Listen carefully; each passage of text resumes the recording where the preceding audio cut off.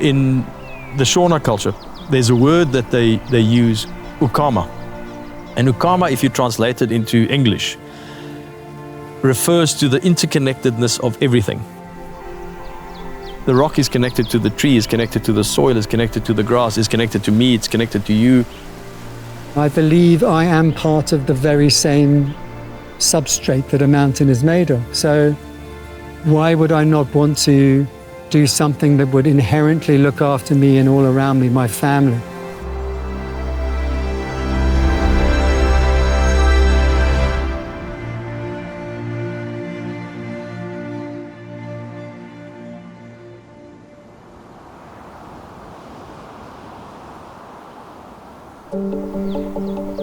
When you're in these mountains, you have a sense of how ancient they are. They have quite a presence where you feel, these mountains have seen a lot come and go. We maybe don't think about it, but we rely on them for so many different things. I mean, most of our water comes from these mountains. I mean, of the biodiversity that's part of the system that we're in all comes from these mountains, and they're a refuge for a lot of nature that's being pushed out of the other areas in the lowlands. The Riviersonderend Mountains are one of numerous mountain chains in the Cape Floristic region that have very high plant diversity, and a lot of them are very rare. I always had an interest in getting to the high mountains, and this was one of the many peaks that I chose to come and explore. And at that time I realized this was one of the hotspots, particularly for erica. There are in fact 4 undescribed ericas growing on this mountain. They don't even have names yet, in addition to another 50 or 60 species that do occur up there. And it's the biggest genus of plants in Africa, about 800 species. What we tend to do as nature lovers, we tend to enjoy mountains. We love the view, we love the rivers, we love the flowers. And now I'm seeing these aliens, and often they're not on the paths. You have to go to the seeps and the cliff faces away, and you suddenly see just how bad it is. So the mountain was, if I can, the way and put it in my own words, it felt like it was suffering. It felt like it was wounded, and it kind of asking for help. Fynbos is one of the most biodiverse systems in the world. So it's incredibly varied species. And when invasives come in, it's almost like going from this very varied feast of different things going on in relationships, and you're bringing in something that starts just having like a one-way relationship. They start taking over in an area. The risk of aliens obviously pose the threats to the indigenous vegetation, also water provision for communities. So if aliens are not being managed and catchments are not being managed effectively, the water that the towns will receive will be very, very minimal. Hierdie pine trees is waterdiewe wat ons water steel. So as ek 'n berg moes gewees het, sou ek al hierdie pines van my rug af geskop het. Also, an important aspect of alien plants is that they create what we call fuel load.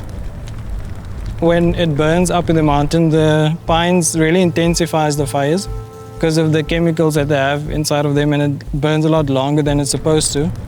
They burn hotter, they're harder to control, and crucially, they damage the indigenous seed bank. They burn too hot.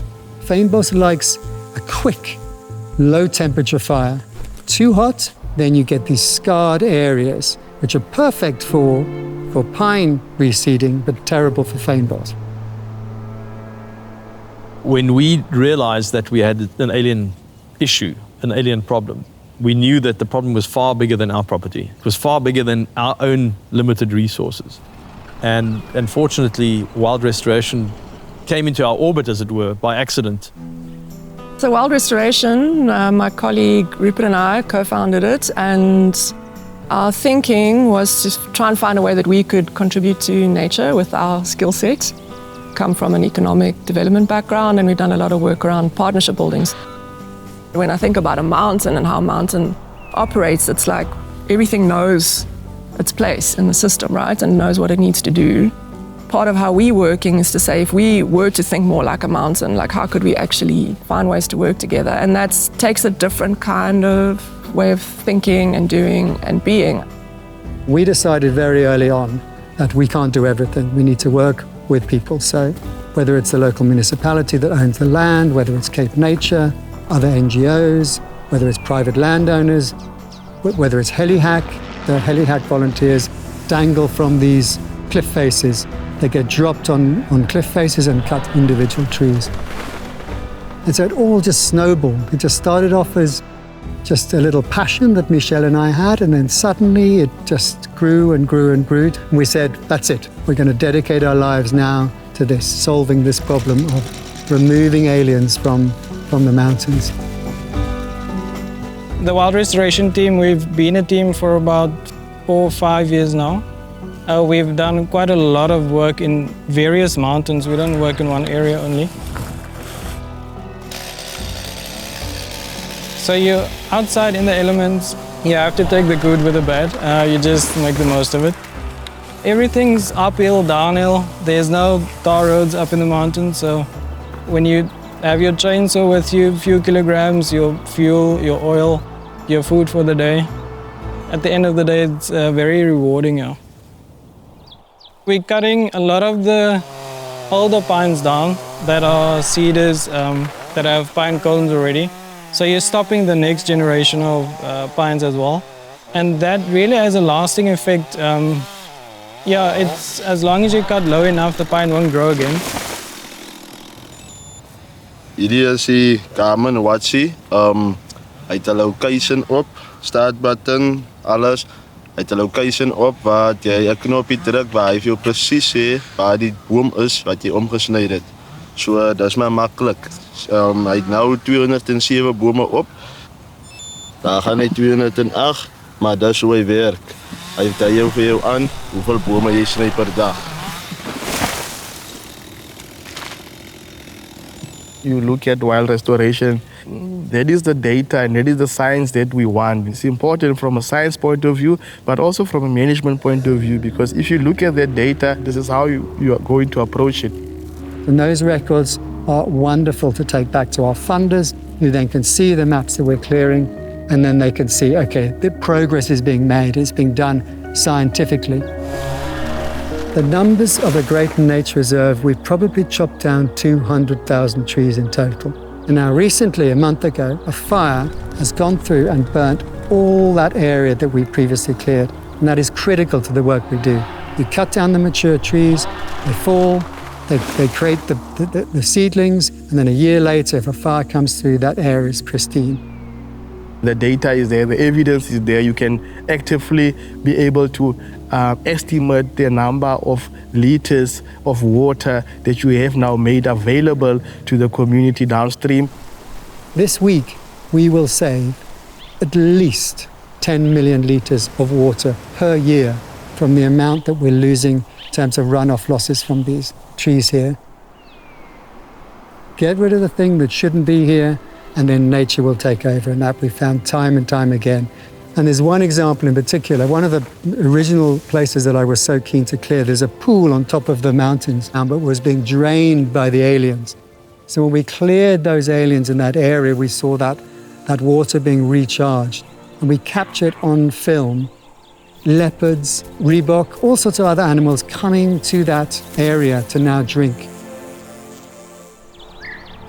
We can imagine how incredible these mountains would be if there was like thriving, alive, vibrant fynbos with all of the species and the whole system that came with that. It's an ancient system, so yeah, it does give us insights into what's happened long time ago.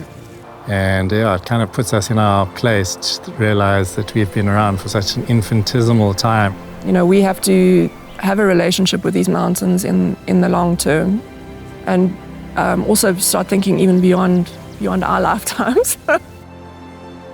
Progressively, there are fewer and fewer parts in the world that are wild nature. But here is an opportunity to actually rekindle nature.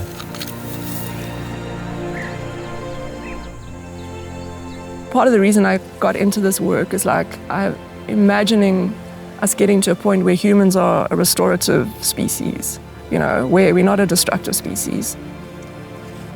we can imagine a situation where around these mountains there were just a lot of people able to make a livelihood out of caring for these mountains. That would be the big dream.